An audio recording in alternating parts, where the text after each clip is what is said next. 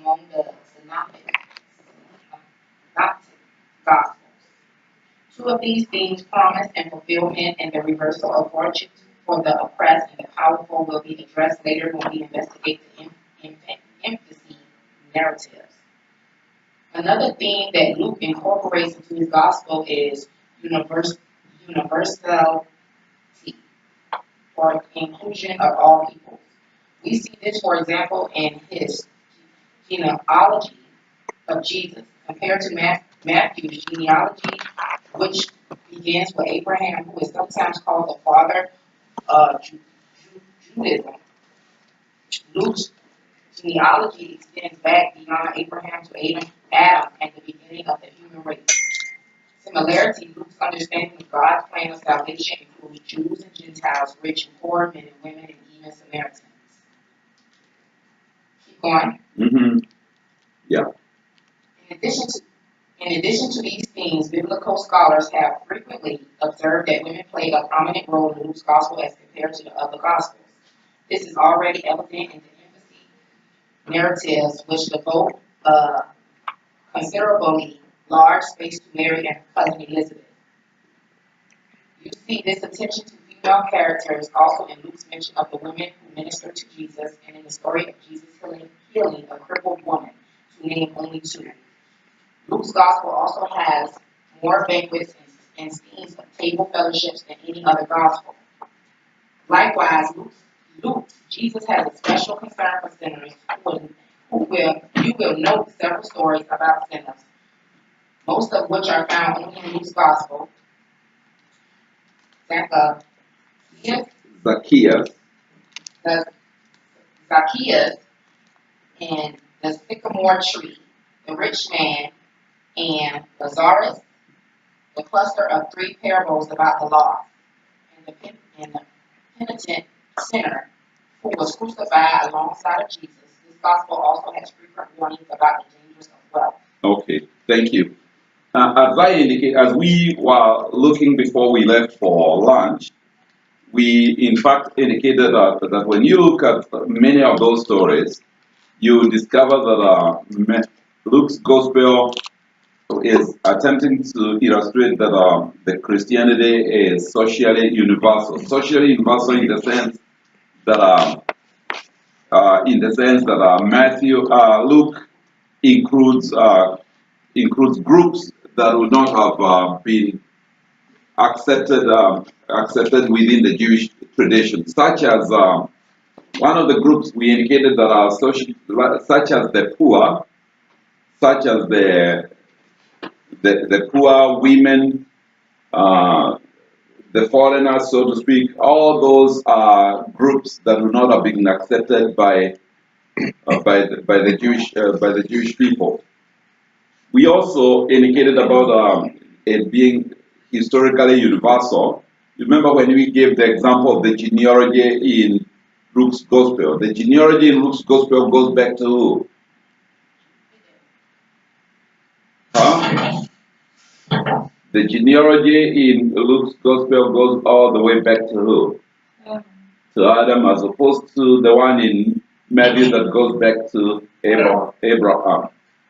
And we also indicated that, in other words, you need to remember to review your notes along the examples that are given on the textbook, how Christianity is socially universal, how it is geographically universal because Christianity expands, and how it is also historically worked, and also how it is historically universal. One of the things that we did not mention earlier, but it is here, is that not only Jesus does Jesus include groups, but he also has what are called table fellowships, eating with people. And when those people are invited, he invites both the rich and the poor. He invites both the rich and the poor. Are there any questions regarding those examples that we just gave a few minutes ago?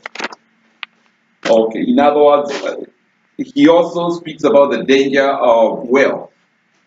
It's not that the wealth itself is bad, but if it becomes a way of excluding others, then it becomes dangerous, according to Luke's Gospel. Are there any questions so far? Okay. Then, if you go to page 185, if you go to page 185, and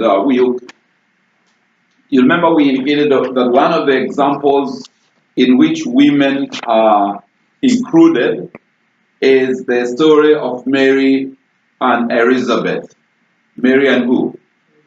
Is an example of Christianity being socially universal, because women who are regarded as marginals, who are not regarded as anything in the Jewish society, in Luke's gospel, they're given a very prominent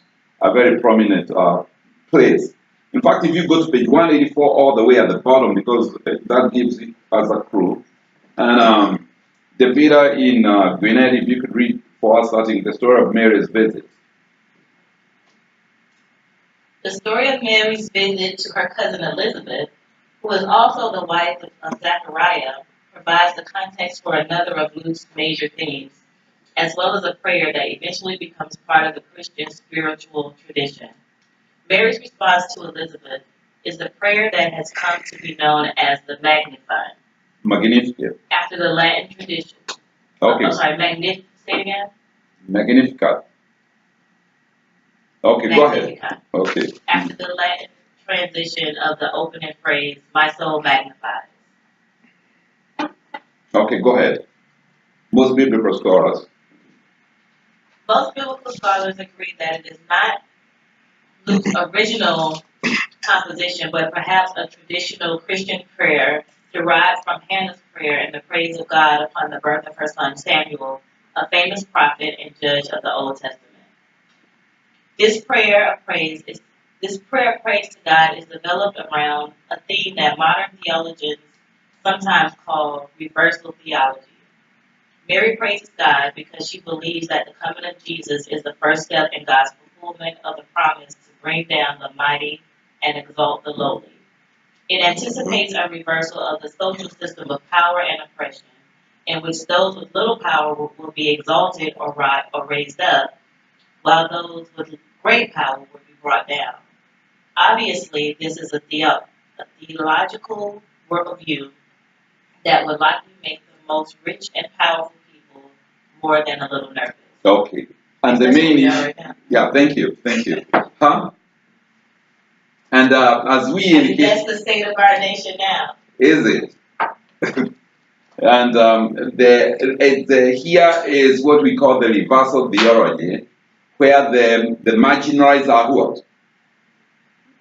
Are exalted. And it's an example of the Christianity being socially universal. In other words, the rich, so to speak, left will leave empty-handed, while the poor or the social marginalized are given a position. And the Magnificat is important. If you go to your Bibles now to Luke's Gospel chapter 1, verse 46. Luke's Gospel chapter 1, verse 46. And this became after Mary was told that the announcement by the angel Gabriel that Mary was going to have a baby. And not only was this announcement given to Mary, but also to Zechariah, the husband of the husband of her cousin. And when that happened, is that the response by Mary was different from that of Zechariah, because when Zechariah was told that his wife Elizabeth was going to have a baby, he basically started to argue. And when he started to argue, he was made what? Mute. He could not speak anymore. For Mary, on the other hand, is said to have glorified God for what God had done. If you go to chapter 1, verse 46, that's Mary's canticle, or the Magnificat, or the response by Mary.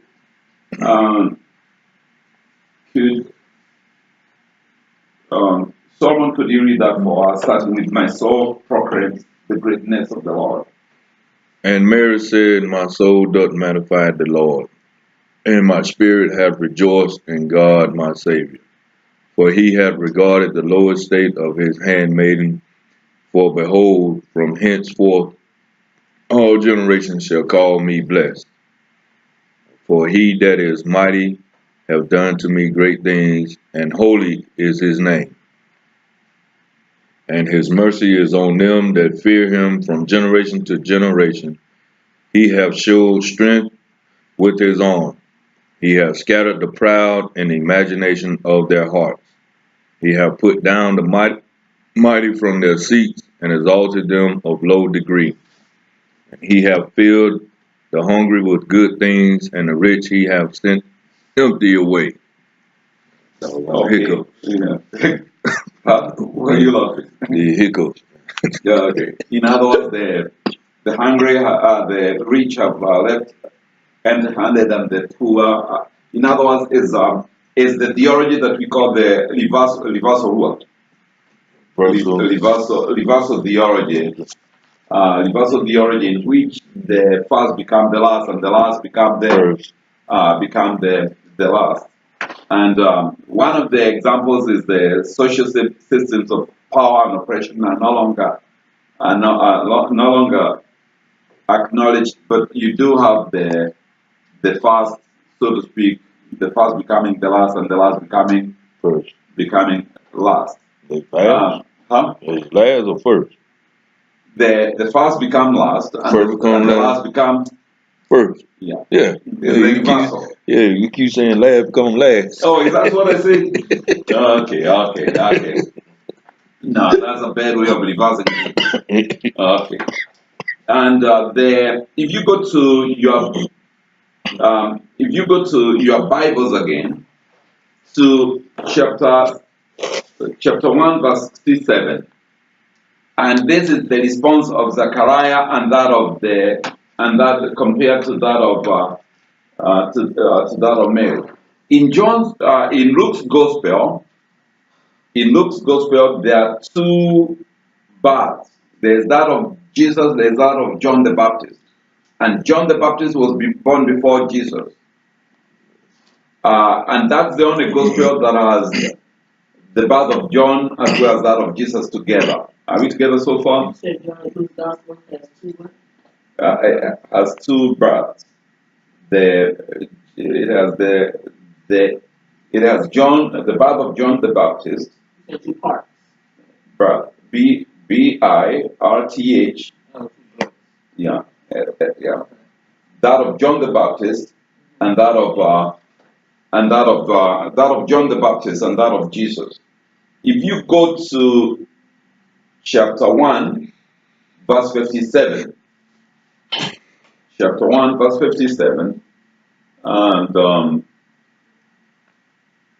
where it starts, when the time arrived for Elizabeth to have a child, she gave birth to a son. And her neighbors and relatives had the Lord and shown his great mercy toward her, and they rejoiced with her. When they came on the 8th day to circumcise the child, they were going to call him Zechariah after his father, but his mother said in reply, No, he will be called John. But they answered her, There's no one among your relatives who has that name. So they made signs asking his father what he wished him to be called. He asked for tablets and wrote, John is his name, and all were amazed. And immediately after that, we are told that John was able to do what? He was able to speak there henceforth. And then verse 67, then Zechariah, his father, filled with the Holy Spirit, prophesied, saying, and then that is the canticle of the prophecies of Zechariah. Remember, there were two people who were told that they were going to have children. Mary was one, and the other one was who? One was Mary, and the other one was Zechariah, who was told his wife Elizabeth was going to have a child. However, the responses by both were not the same. Zechariah started to argue, and when he argued, When he argued, he was made what? Mute. He was made mute. Elizabeth, on the other Mary, on the other hand, rejoices. But Zechariah, after the child was born, will now praise God. But that is only after the child is what? Born. After the child is born. Ms. Diamond, could you read that for us, starting from verse 68? Blessed be the Lord, the God of Israel, for he has visited and brought redemption to his people.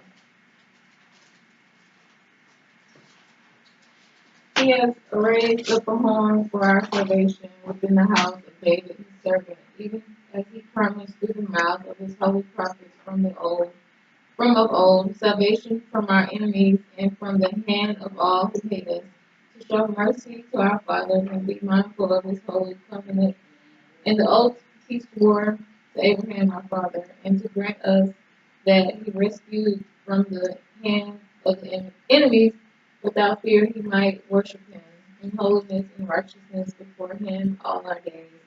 And you, child, will be called prophet of the Most High, for you will go before the Lord to prepare his ways, to give his people knowledge of salvation through the forgiveness of their sins, because of the tender mercy of our God, on which daybreak from on high will visit us, to shine on those who sit in the darkness and death's shadow, to guide our feet into the path of peace.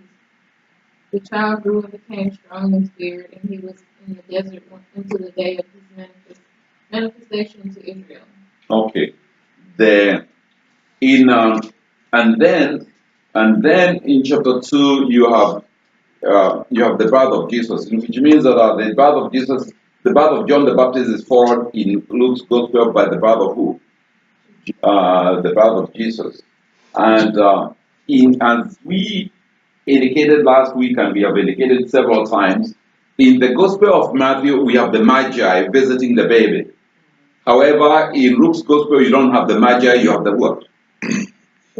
You have the shepherds. If you look at verse 8, chapter 2, verse 8, it speaks about the shepherds in the region living in the field, and a lot of scholars have therefore said shepherds were regarded also as marginalized people. In other words, they were hated because they always smelled bad, because they would carry sheep on their backs, and they never smelled. If you have ever lived with animals, they don't smell very good, and therefore shepherds were regarded as marginalized people. And therefore, here we see the same theme in Luke's Gospel of reversal theology. Rather than speaking about one who is exalted, he is speaking about someone who is lowly coming to visit Jesus.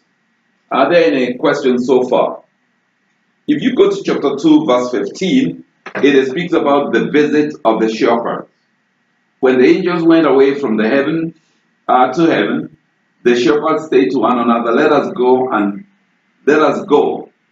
then to Bethlehem to see this thing that has taken place, which the Lord has made known to us.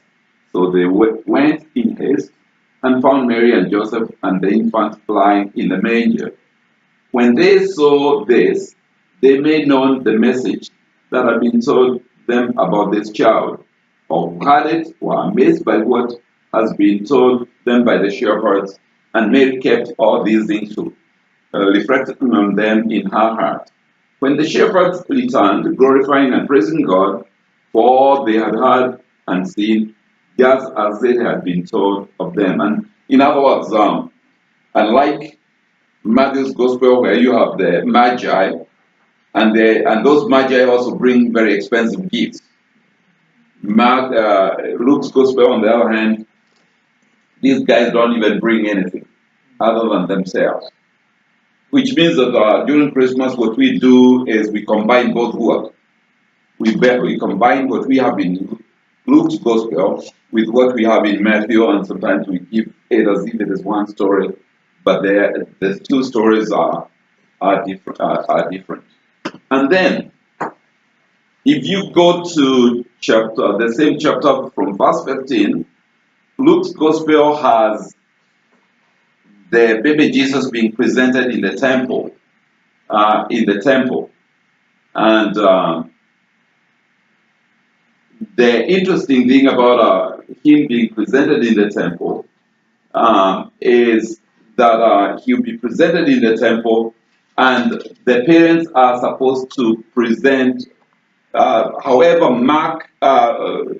Matthew's gospel does not mention about Jesus ever being presented in the what? In the temple, but Luke's gospel has it. And if you go to verse 22, if you go to chapter 2, verse 20 what? Verse 22.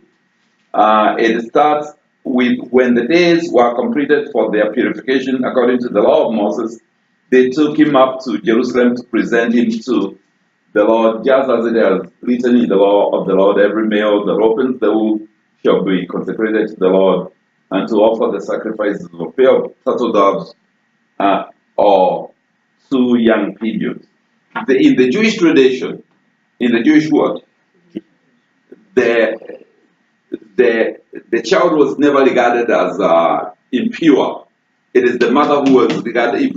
If a mother gave birth to a girl, her days of impurity were doubled. They were 14.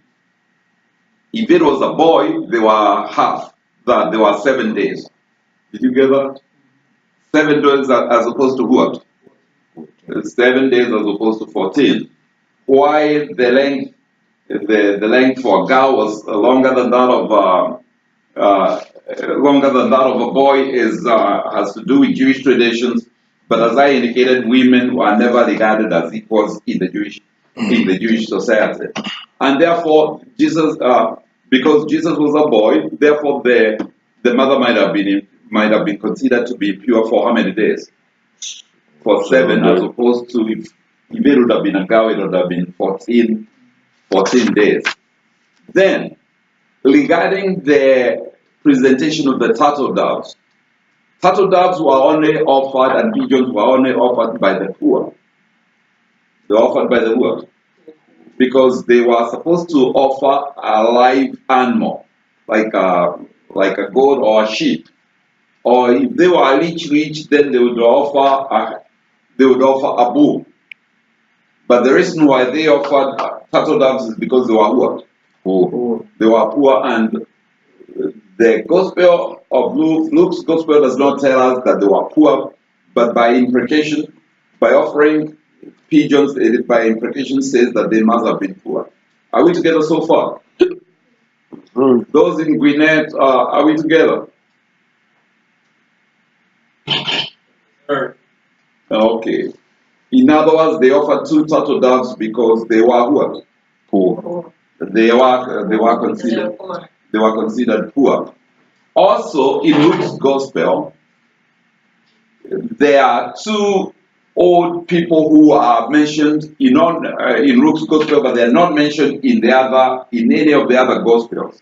If you go to verse 25, Ms. Henry, could you read verse 20, chapter 2, verse 25 for us?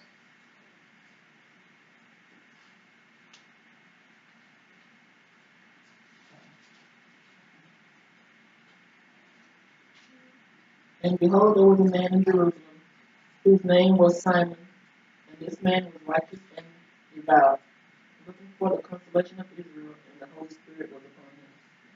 And it had been revealed unto him by the Holy Spirit that he should not see death before he had seen the Lord's Christ. And he came in the Spirit into the temple, and when the parents brought in the child Jesus, that they might do concerning him after the custom of the law. Then he received him into his arms, and blessed God, and said, Now lettest thou thy servant depart, Lord, according to thy word, in peace. For mine eyes have seen thy salvation, which thou hast prepared before the face of all people. Salvation for all world. You remember the idea of universal salvation. Okay, go ahead. A light for revelation to the Gentiles, and the glory of thy people, Israel. Okay, and then the child also was received by a woman by the name of Anna. If you go to verse 36, Anna, the daughter of Phanuel, And the other, who were said to have been advanced in age, and she was a widow until she was 84. And she never left the temple but worshipped night and day with fasting and prayer. And coming forth at that very hour, she gave thanks to God and spoke about the child to all who are awaiting for the redemption of Jerusalem. In other words, you have here two people who received the baby in the what? In the temple. And those two are not regarded, those are not mentioned in any other book other than what book? Luke. They are only found in Luke's Gospel. Also, if you go to verse, if you go to verse 41, you have the boy Jesus in the temple. Remember, Luke's Gospel is the only one that has Jesus as a boy. Luke's Gospel is the only Gospel that has Jesus as a what? Boy. That has Jesus as a boy. We don't have any other Gospel that has Jesus as a boy. Cassandra, could you read for us starting from verse 41?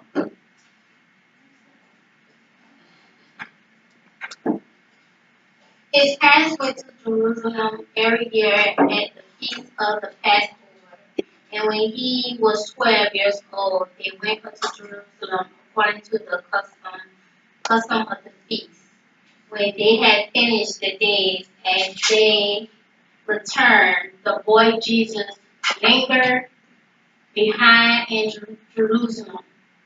And Joseph and his mother did not know it, but supposing him to have been in the company, they went a day's journey and sought him among their relations and acquaintances. So when they did not find him, they returned to Jerusalem seeking him. Now, so it was that after 3 days they found him in the temple sitting in the midst of the teachers, both listening to them and asking them questions. And all who heard him was astonished as his understanding and answer. So when they saw him, they were amazed. And his mother said to him, Son, why have you done this to us? Look, your father and I have sought your anxiously. And he said to them, Why did you seek me? Did you not know that I must be about my father's business? But they did not understand the statement which he spoke to them. Okay. In other words, Jesus was left in Jerusalem, and they came looking for him without knowing for sure where he was, but eventually they found him in the temple. However, when he was asked why he did what he did, you see the response. If it were some people, they would perhaps have smacked him on the work, on the side of the head. But in other words, the Gospel of Luke is the only one that has Jesus as a what? Boy. As a boy, but we don't have that story in any of the other Gospels. When you go to chapter 3 of Luke's Gospel, it starts the public ministry, and it starts with the preparation for Jesus' ministry, just as you have in other Gospels, like you have in Matthew and also in Mark's Gospel. And the preparation starts with the ministry of John the Baptist. It starts with the preaching of John the Baptist. And one of the things that you will find particularly in Luke's Gospel, you remember we mentioned when we were looking at Mark's Gospel, we indicated Mark's Gospel quotes from the book of Isaiah, but he pulls a passage from both Isaiah and Malachi. However, when Luke finds that out, he takes the one from Malachi out and only leaves the one from where? Isaiah. From Isaiah. And that is what we find particularly in Luke chapter 3, verse 4. Let us look at Luke chapter 3, verse what? 4. 4, where it says that it is written in the book of the words of the prophet Isaiah, and then it gives you that quotation. That quotation is now from Isaiah. It's not from both Isaiah and what? Malachi. And Malachi. In Mark's gospel, this passage is there, but it also has the passage from the book of Malachi. If you go to verse 21, John the Baptist baptizes Jesus. In other words, John baptizes who? Jesus, and that is followed by the genealogy of Jesus also. That genealogy in Luke's gospel, as we indicated, does not go back to Abraham, or does not start with Abraham, but goes all the way back to Adam, who is regarded as the father of the goes back to Adam, who is regarded to be the father of all human beings. And then chapter 4 deals with the temptations of Jesus. It starts with the temptations of Jesus. And Jesus is tempted, and then verse 14 is the transition. Verse 14 is the transition. The transition between the ministry of John the Baptist and that of Jesus.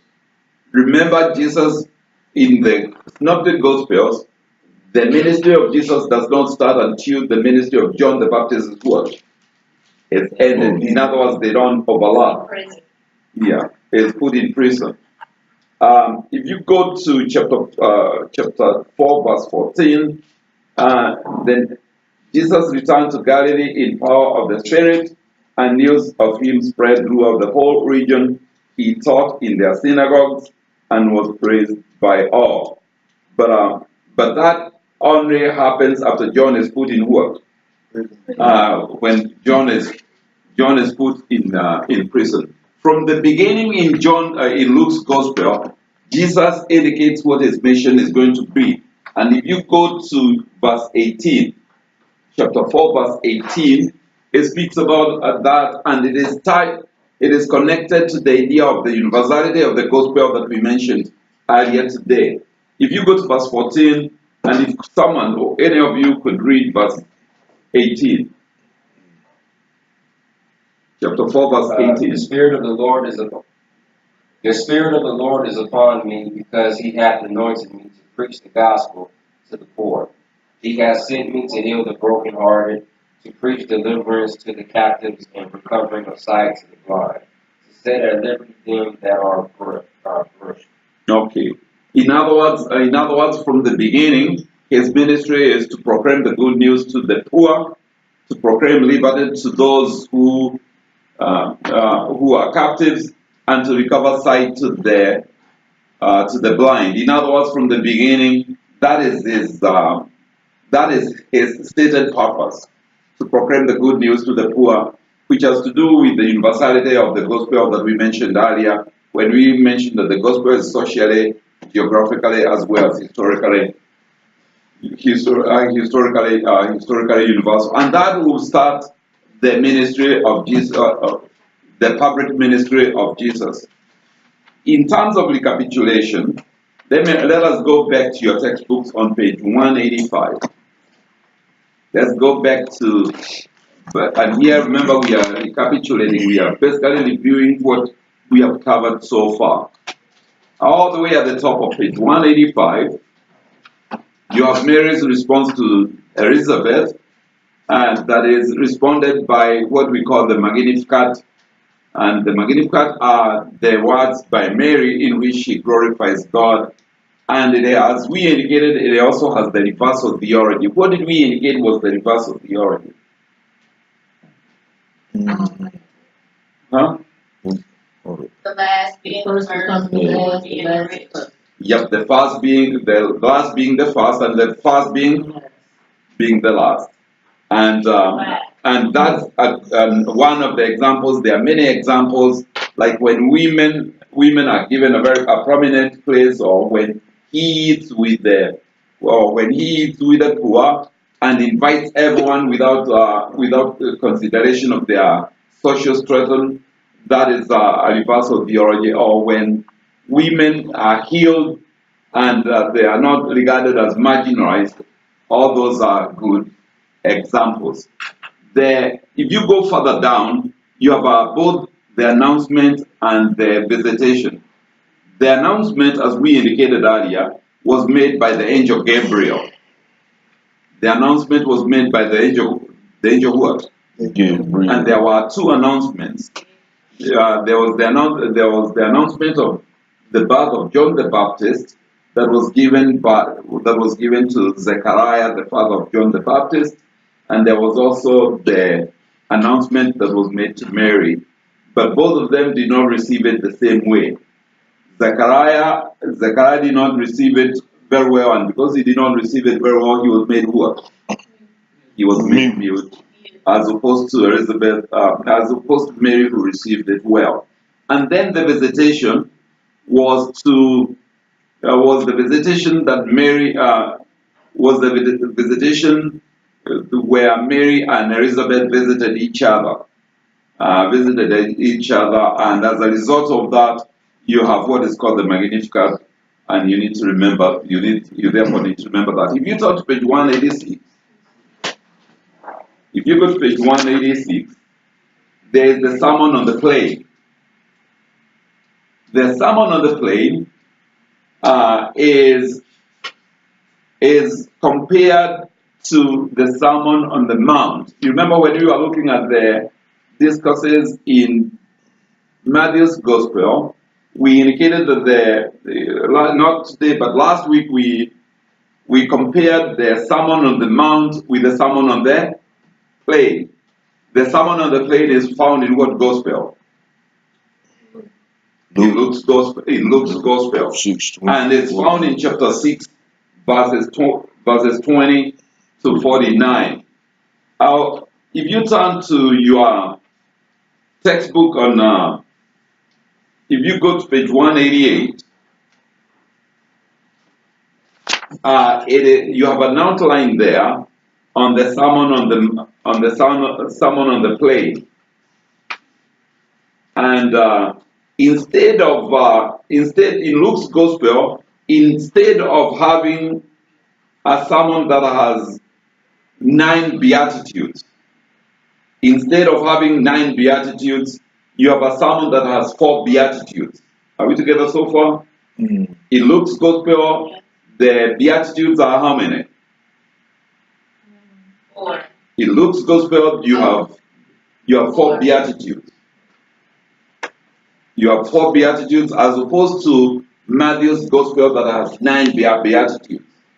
And in Luke's Gospel, you have both beatitudes and woes. In Luke's Gospel, you have both beatitudes and what? Woes. And those woes are Lord. And those woes are missing in Matthew's Gospel. They are not there in Matthew's Gospel, and you therefore need to remember that. If you go to the beginning of that chapter, that paragraph on page 188 that starts with, when you read Luke's Sermon on the Plain, if David, I have asked you several times, but if you could read that for us also. When you read Luke's Sermon on the Plain, the first thing you will notice is that he begins with 4 beatitudes. Blessed are you, sayings, and 4 woes. Thank you. And those 4 are compared to, those are the 4 we were comparing to the 9 in Matthew's Gospel. Are we together so far? Okay, go ahead, please. Instead of the 8 or 9 beatitudes of Matthew's Gospel, when we investigated Matthew's Beatitudes, we saw that his focus is on attitudinal and behavioral concerns related to the greater righteousness. In contrast, Luke's Beatitudes are primarily concerned with social and economic issues. When Luke's Jesus says, "Blessed are the poor," he means the economically poor. Matthew's version contains an additional phrase, in spirit, meaning those who have no concern for their financial goals or not burdened down by their wealth. In the Old Testament, and for Jews in general, poverty was no virtue because it kept people from giving right worship to God, sacrificing, etc., and from supporting the poor, widows, and orphans, one of the basic acts of piety in Judaism. In the Old Testament prophetic literature, woes are warnings against wrong behavior. Luke's woes are directed against the rich and powerful of society. Thus, with their emphasis on social and economic concerns, Luke's Beatitudes and woes are an example of his reversal theology. They describe how the poor will be given many goods and how the rich will be brought down. This is not a case of good morale behavior being rewarded. Okay. Keep going. No, thank you. Thank you up to there. Are there any questions regarding the differences between the two? Between the Beatitudes in Luke's Gospel and those found in Matthew? Are there any questions? Okay. Does the textbook clarify the differences, and does it clarify them in a way that you can at least remember some of the examples that are given in both? Yeah. Okay, okay. Then, if you go to the next, to page 190, if you go to page 190, you have, if you go to page 190, you have Luke's trouble narrative. You have Luke's trouble what? Narrative. You have Luke's trouble. You have Luke's trouble narrative, and Luke's trouble narrative. If you, in fact, to be more clear, if you can, do not cross page 190, but if you can go back to page 181, and please put something, a bookmark on page 190. Put a bookmark on page 190, but go back to page 181. On page 181, we have the outline of Luke's Gospel. In that outline of Luke's Gospel, you see it starts with a prologue or an introduction, where Luke says he is attempting to write a narrative based on eyewitnesses. Remember, we looked through that. Under number 2, we have the infancy narratives and the beginning of Jesus' ministry. And you remember we just looked at that just a second ago. Right. Are we together so far? Okay. And then, number 3 is Jesus' ministry in Galilee. And when in Jesus' ministry in Galilee, that's where he has the so-called the Sermon on the Plain and many of the other things that he'll do. And then eventually, just like we found in Mark's Gospel, he will be rejected by his own people. When he is rejected by his own people, that will lead you to the journey to Jerusalem. That will lead you to the journey to where? Jerusalem. Also called the trouble narrative. That journey to Jerusalem in Luke's Gospel is a long one, as opposed to Mark's Gospel that has only 2 chapters. This one is almost 10 chapters. It's almost 10 chapters. In those trouble narratives, Jesus addresses his disciples. In the earlier Galilean ministry, he taught the public. In his trouble narratives, he will address, for the most part, his disciples and try to teach them what is going to happen to him. In fact, if you turn to page 190 now, under the section Luke's trouble narrative, if you go to the last paragraph on that page, team, read for us, starting with as the narrative is presented. The narrative is presented. The disciples as being recipients of these stories and teachings. Therefore, we consider Jesus' teaching on discipleship is also embedded in the travel narrative. For example, disciples must pray, and he even gives them a formula for prayer. Christians today call this prayer the Lord's Prayer, or the Our Father, though most tend to use the longer version found in Matthew's Gospel. Jesus also teaches his disciples about the necessity of perseverance in prayer, and consoles them with the assurance that God, who is insurmountably better than any human father, will answer their prayers of need if they ask. Okay, thank you. Thank you. But the idea here is that in the trouble narrative that is found from chapter 9, that is found between chapter 9 and chapter 19, which is almost 10 chapters. Are we together? Which means that in Luke's Gospel, he expands the material you have in Mark's Gospel is expanded. And it's expanded tremendously in the sense it is expanded tremendously because, like in Luke's Gospel, you only have that material is in 2 chapters. In Luke's Gospel, is 10 words. Sure. It is 10 chapters, and it is addressed primarily to the disciples of Jesus. They are the recipients of the teachings that Jesus is giving them, and this journey also prepares the disciples and others for what Jesus is going to what is going to happen to Jesus when he goes to Jerusalem. In other words, it's not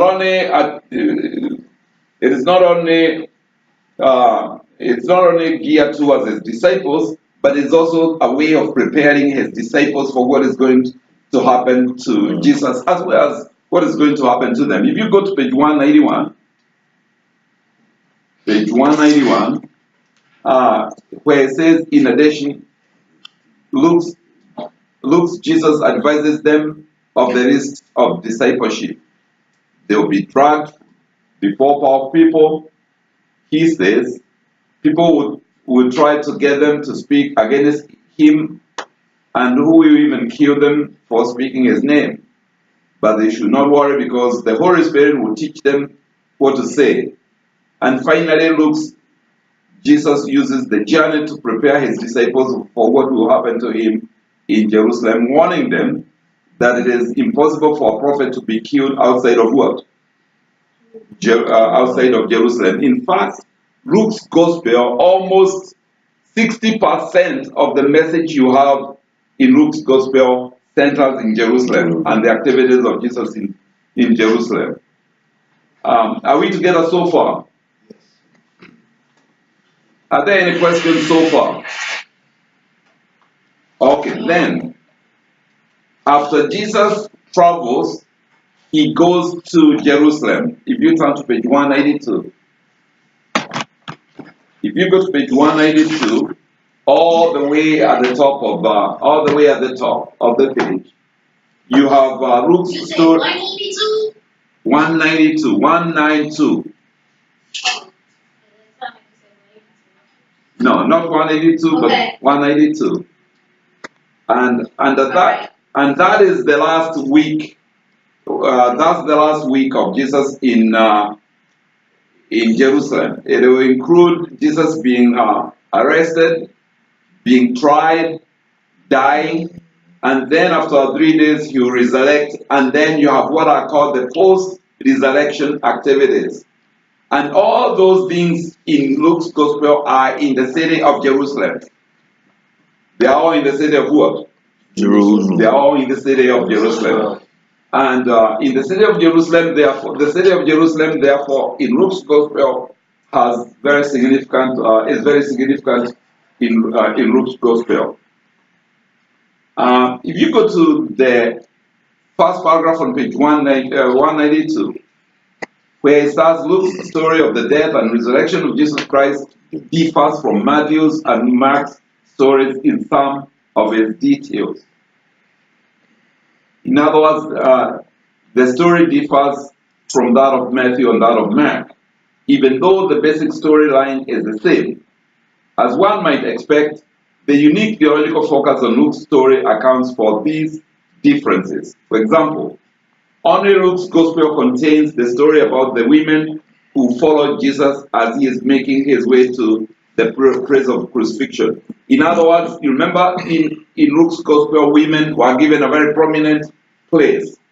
Women not only do they follow Jesus all the way to the, but it will also say that when they were following Jesus, the men who were supposed, the disciples who were supposed to have been with Jesus had chickened out and they had fled away. Did you follow that? In other words, Yeah, so the women took their place. I don't know if they took their place, but they basically women were more bold than the men, so to speak, according to Luke's gospel. And not only that, but also women, Mary Magdalene and others, were the first one to come to the tomb. We are told that the men feared, and it is the women who, so to speak, came to look for Jesus. Which means that in Luke's gospel, women play a very prominent what? Right. They play a very important role in the life of Jesus. If you go to the if you go to that same paragraph that I was reading, there's a sentence that starts, as they weep. As they weep, Jesus stops to address them, asking them to weep not for him, but for their children. What Luke has in mind is the apocalyptic expectation of time in the end of time. Luke also adds the scene in which one of the two thieves crucified with Jesus defends Jesus' innocence. In other words, Jesus is crucified with a thief, and you remember the reversal theology again. It is the thief who will say that this man is innocent. And that is only found in Luke's gospel. And in other words, there are several things that are seen in Luke's gospel that you do not find in any of the other work. In any of the other gospels. Yes? Ronald, okay, Ronald, could you read for us, starting with Luke includes several important stories. Luke includes several important stories about appearances of the risen Jesus that are found nowhere else in the Synoptic Gospels. One involves two disciples walking on the road to Emmaus after the crucifixion, and another involves the disciples hidden away in the upper room. Finally, this is the only gospel to describe the ascension of Jesus. Oh, in other words, the others never describe the ascension of what? How Jesus ascended into heaven. Okay, are we together so far? This is the only gospel to describe the ascension of what? Okay. Go ahead. The ascension is the term given to Christ's return to heaven after a brief period of post-resurrection appearances. The Christian feast day by the same name is celebrated 40 days after Easter. That rapper is too loud, Dr.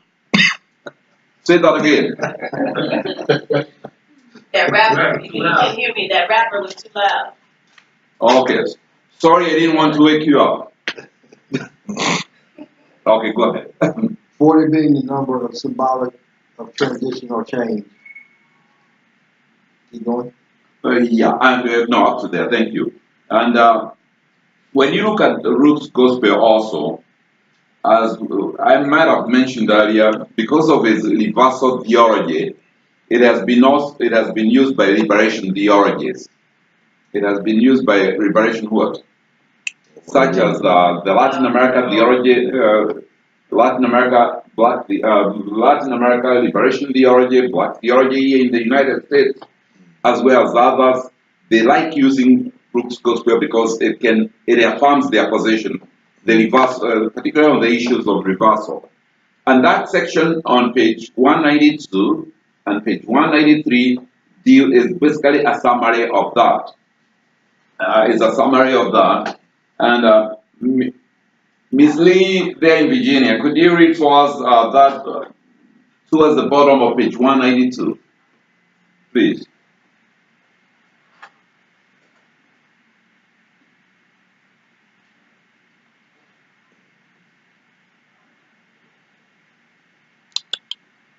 Starting at the bottom of page 192.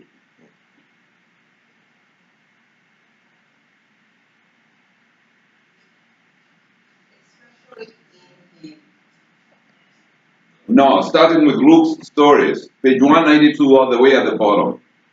okay, the story of the dead and resurrection of Joseph differed from Matthew and Mark's story in some of the detail, even though the basic storyline is the same as one. Where she at? The bottom. Okay. Mm. Luke's story of, You got that. Okay. the story about the birth of Jesus, her sermon on the plain, and many of the parables relate to the concern of the liberation on technology and therefore are often cited in its lectures. Literature. Liberation, the Go ahead. Go ahead. technology begin with the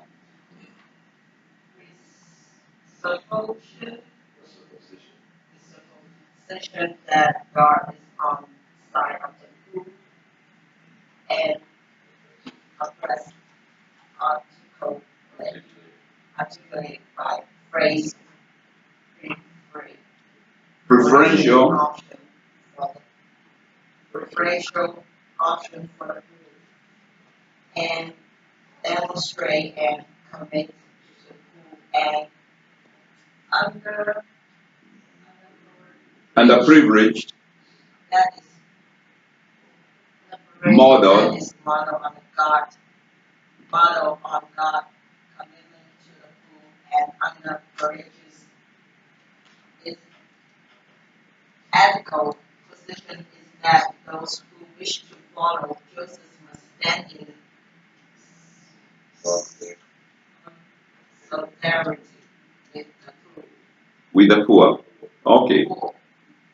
Yeah, but basically the idea here is that in Luke's gospel, the Sermon on the Plain, as well as many of the other parables in the gospel, illustrate the God's commitment to both the poor and also being on the side of those who are underprivileged, and that's what the author is in fact attempting to say.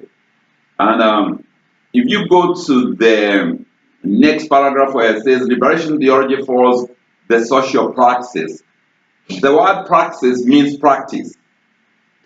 The word praxis means what? Right. Means practice, and it in fact emphasizes that it's one thing to just say. It's one thing to have theology that are with very good words, but if those words are not helpful to our people, if you come, for example, to me and tell me how wonderful I am and I need to follow Jesus Christ and be saved, but you are not meeting my physical what? My physical needs.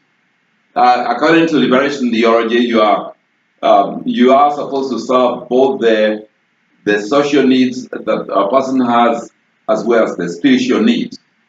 Matthew's gospel speaks about spiritual needs, but if you are poor in spirit, but you are poor materially, you are actually poor. In other words, it's not only the question of the spiritual aspect, but also the material aspect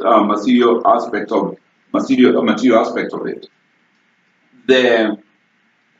As we indicated earlier, in Luke's gospel, the gospel emphasizes the reversal of things, that those who, so to speak, are poor in God can find a place where they can be uplifted, and they are no longer marginalized. When it comes to sharing things, you are able to share things in a tangible way, as we will see, particularly when we go to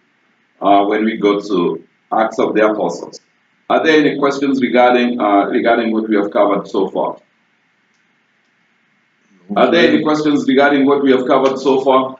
If you go to page 194, if you go to page 194, there are questions there.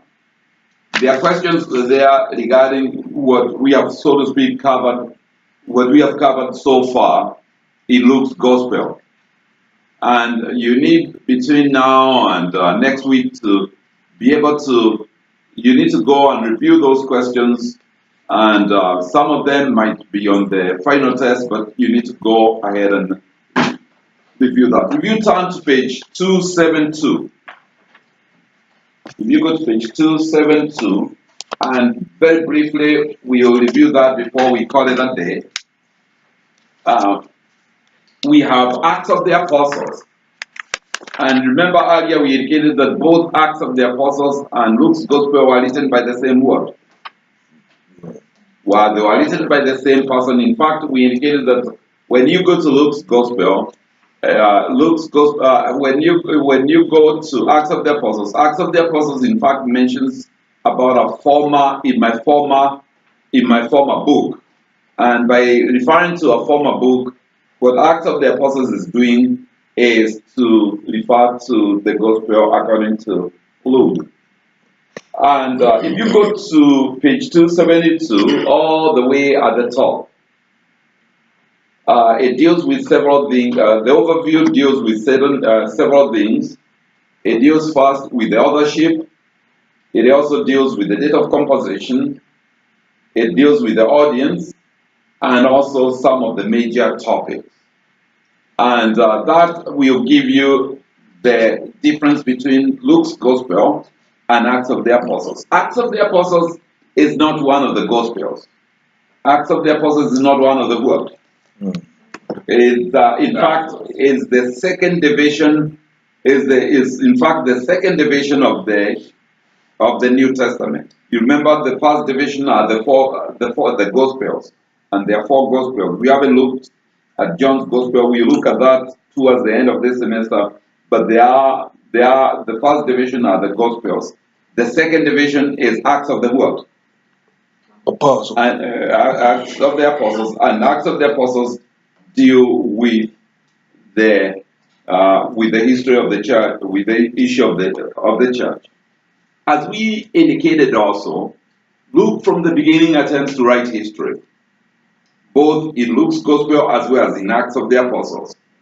But he does not try to write objective history. If he was trying to write objective history, then he would not be subjective by saying we or us, any of those. You would not include any of that today, because if you wrote me if I asked you to write an article on a given person and then you started to speak we and I, then I'll tell you you are subjective. And if you go to page 273, it tells you that the second volume or Acts of the Apostles is not as objective as perhaps many people would want it to be, because of the so-called the we passages. If you turn to page 273, the section under authorship, that says Acts of the Apostles is the second of the two volumes attributed to Luke, traditionally thought to be Luke, the physician, who is mentioned in Colossians chapter 4, verse 14, Philemon 24, and 2 Timothy chapter 4, verse 11. We have already gone over that, and therefore I don't want to overstress that. And the claim that he was also a companion of Paul comes from the so-called we passages in Acts of the Apostles, and all which are concerned with the missionary activity of Paul. In other words, the we passages are usually found in the journeys of Paul, and there are three missionary journeys. How many missionary journeys? Three. There are three missionary. There are three missionary journeys. If you turn to page 274, it deals with the date and initial audience of Acts of the Apostles, and usually the author says that this Acts of the Apostles was written immediately, was written immediately after after Luke's Gospel. Therefore, if Luke's Gospel was written between 80 and 90, they believe that the Gospel of Luke, the Acts of the Apostles, was written immediately after that. And when you have time, you need to go back and read pages 274. If you go to the middle of that page 274, you have the outline of Acts of the Apostles. And that outline of let me briefly go over that outline with you. You see Acts chapter 1 and the number 1, you have what is called the introduction. That introduction is basically, we went over that introduction when I told you to look at the way Luke's Gospel is connected with Acts of the Apostles. And it basically introduces you and starts with the words that in my former book I dealt with this, and it tells you all that. And then it tells you what he is going to do in Acts of the Apostles. And then under number 2, you have activities of the church in Jerusalem. You have the activities of the church in where? Jerusalem. You have the activities of the church in Jerusalem. And from chapter 1 to chapter 8, the gospel of the Acts of the Apostles is divided in a way you can be able to understand. Chapters 1 through chapter 8 deals with the activities of the church in Jerusalem. Those activities in Jerusalem start with the replacement of the apostle who had, because Judas had been taken out of had killed himself. And when he killed himself, when the disciples reconstituted themselves, they were not 12, but they were 11, because Judas was dead. And the first thing that they will do is selecting a replacement apostle. Are we together so far? They, in other words, chose another disciple. And immediately after that, then they have the descent of the Holy Spirit. That is found in chapter 2. The descent of the Holy Spirit in Luke's Gospel, in Acts of the Apostles, is very interesting because that will be a transformational power that will change these disciples who had, so to speak, ran away according to the Gospels, who are fearful according to the Gospels, now, and they are chickened out. It is women who could be seen, but now they will start to come and become the disciples, which means students, will no longer be disciples, but they will be apostles. They will be a what? They will be apostles, and that's why the book is called Acts of the Apostles. And an apostle is one who is sent out. Apostle means what? One who is sent out. An apostle is one who is, as opposed to disciple. Disciple is a student. Like when you graduate from St. Leo, you're no longer a student, you are whoever you become. When the disciples graduated from being the disciples or the students of Jesus, they were no longer students. Now they believed that they were sent what? They were sent out. The word apostolos in Greek means sent out, and therefore they believed they were sent out. And this began with the infilling of the Holy Spirit. And it became the dynamo or the power that gave them the power. The word spirit in Greek is another word for wind. And W-I-N-D. W-I-N what? W-I-N-D. Wind.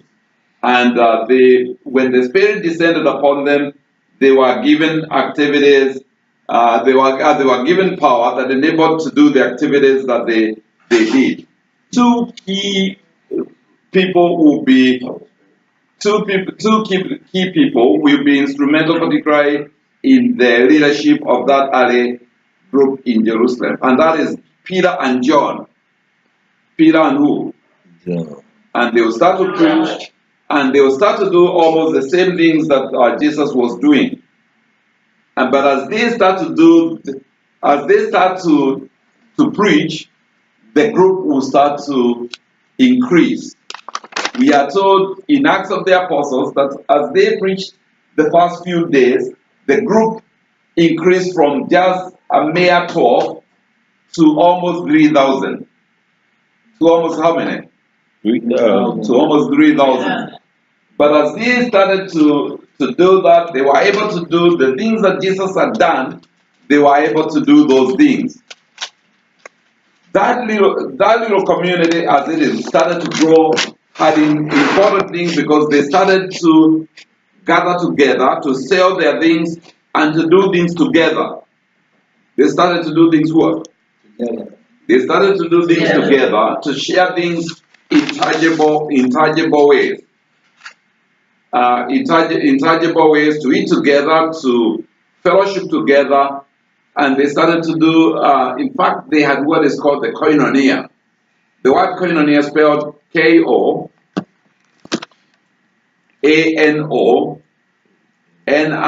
Koinonia means fellowship. They started to fellowship together, and as they fellowship together, they did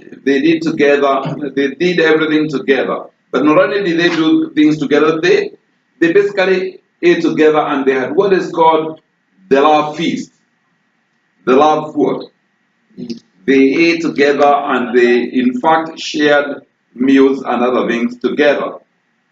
That development also will lead to the appointment of the first deacons. The appointment of the first what? Deacon. The word deacon, D-E-A-C-O-N, deacon means basically servant. The word deacon means what? Servant. The word deacon means servant. And the deacons and the first deacon, they chose the first 7 deacons. They appointed the first 7 what? Deacon. And as they appointed them, they also laid, in order to ordain them, they laid hands on them. Which means that they will start a new practice of laying hands on people. And the main purpose for these first deacons was that because they themselves, the apostles, wanted to concentrate with the work of preaching, they wanted these deacons to help serve tables. In other words, to do the manual, to do the little things. However, those guys did not always follow their job description. Did not always follow their work. Job description, because a guy by the name of Stephen, who was among the first ones, started to preach just like the apostles themselves were preaching, and he paid with his own life. Because Stephen was a Hellenistic Jew, and you need to remember that. Stephen was a what? A Hellenistic Jew. A Hellenistic Jew is a Jew born outside of Palestine. And when this Hellenistic Jew started to preach, which was not his job description, he basically attacked Jews who are from Palestine, basically telling them they were circumcised in the flesh but not in the heart. And they weren't very happy with that. And eventually we are told that they stoned him, which means that Stephen was the first martyr, or the first person to be killed for his faith. Other than Jesus, he was the next person to be killed for his faith. Are we together so far? Okay. We will be finishing in a few minutes. Huh? My hands are hurting. So many notes. So many notes. So many notes. Make sure you remember them next week. Okay. Stephen was the first person to be killed for his word. Belief. His faith. for his faith, because he started to preach that Jews were the people who were the ones who killed Jesus, that they were circumcised in the flesh but not in their hearts, and many other charges, and they weren't very happy with that. According to Acts of the Apostles, among those who killed Stephen was a man by the name of Saul. Was a man by the name of who? Saul. Was a man by the name of Saul. And Saul, in fact, will become instrumental in church, in the establishment of the church in many areas, and we'll go over that in a second. But if you go to your textbooks on page 274, page 274, and number 2, page 272, page 274, and the number 2.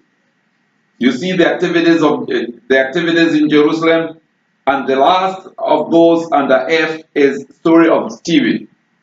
As we indicated, Stephen was stoned because of his preaching, and when he preached that Jews were instrumental in killing Jesus, the Jewish people were not very happy, and they ended up stoning him to death. And among those who killed Stephen, was a man by the name of who? Saul. Was a man by the name of Saul. If you go to number 3 there, it talks about the church. You remember we mentioned that the church was geographically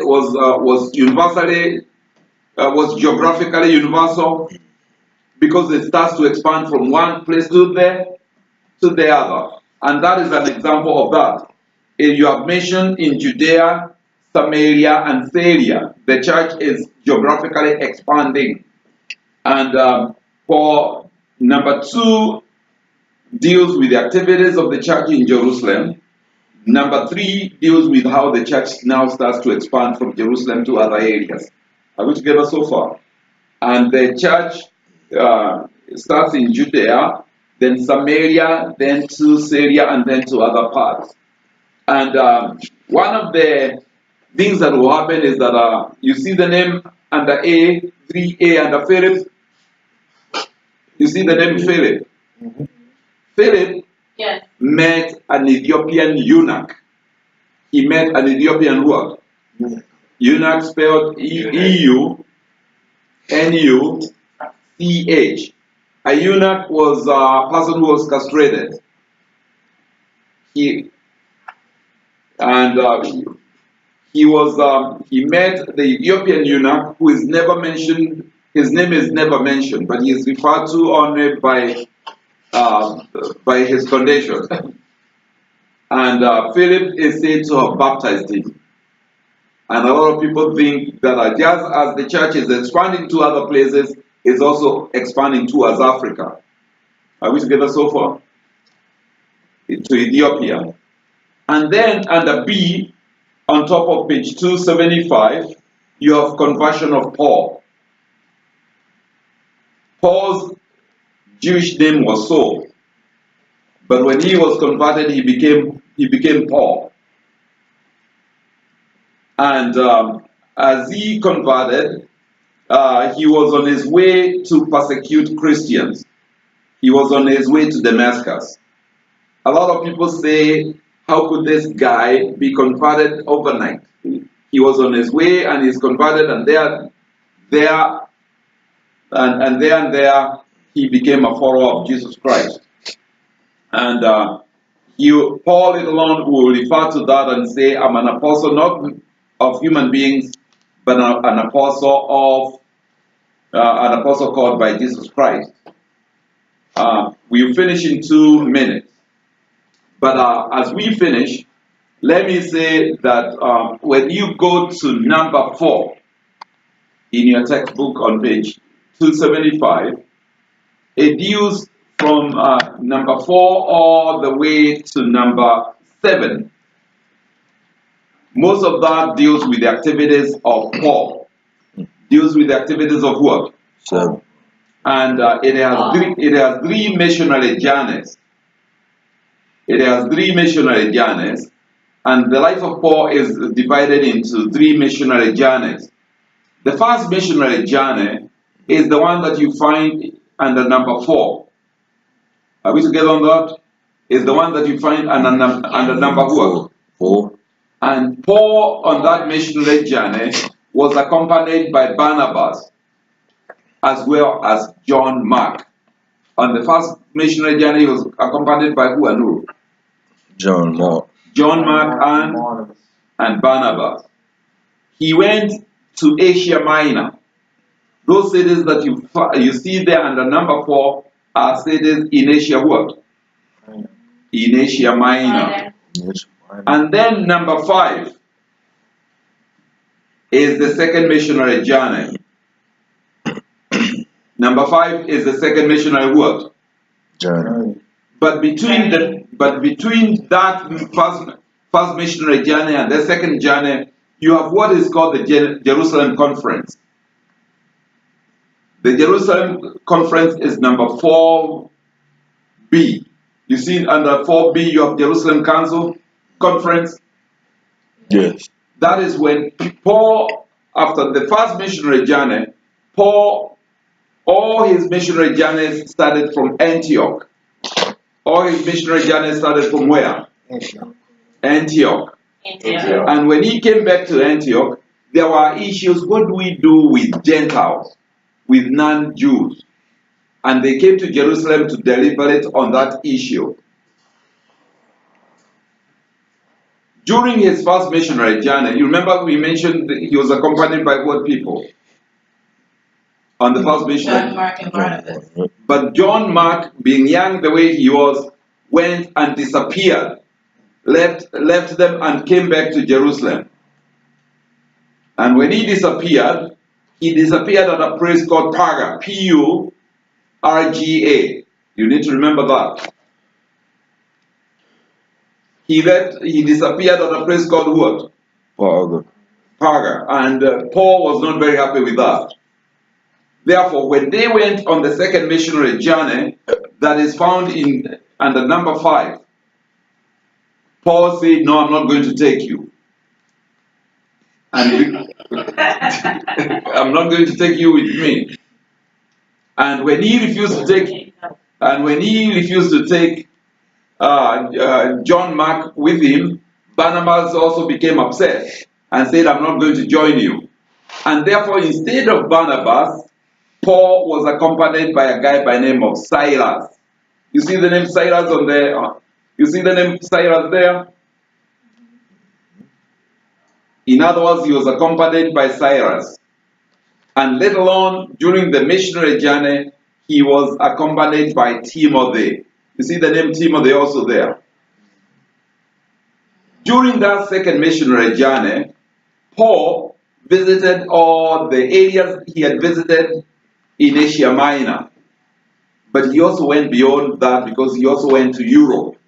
He also went to where? Europe. He also went to Europe. Which means that the missionary journey, the geographical expansion of the church still is going. We call Christianity a European religion, but it wasn't European at the beginning. And then, when Paul finished that missionary journey, he came back to Antioch, and that is where he set for the final and third missionary journey. That third missionary journey is found under number 6. Under number what? 6. And under number 6. And Paul here will visit not only the cities in Asia Minor, he will also visit the cities he had visited in Europe. When he finished that missionary journey, Paul did not go back to Antioch. Paul did not go back to where? Antioch. But he came to a place called. But he came back to a place called Caesarea. He came back to a place called what? Caesarea. Because he was on his way to Jerusalem, and he was coming to Jerusalem because he had money that he had collected in all the churches that he was starting, and there was famine in Judea, and he wanted to come and give and help with that famine. But instead of But when he came back, that is when he will be arrested. He will be imprisoned in Caesarea again before being transported to Rome, where we believe he died. We are not, the Bible does not tell us, Luke's gospel does not tell us whether he died there or not, but it ends in chapter 28 with Paul preaching in Rome, which means that the Acts of the Apostles starts with the activities of the church in Jerusalem. They end up with the activities of the church in Rome, which means that there's a geographical what? Expansion. There's a geographical expansion. What I would like for you to do between now and next week is to review those notes again on Acts of the Apostles, because we'll be shifting gears when we come back next week. Are there any questions? No, sir. We are done for the day. And in the meantime, I'll mark your journals. If you have not turned in a journal, please make sure you do that, because I'll be marking the journals this week and giving you your responses so that you know how you did on the first one as well as the second one. Okay. Okay.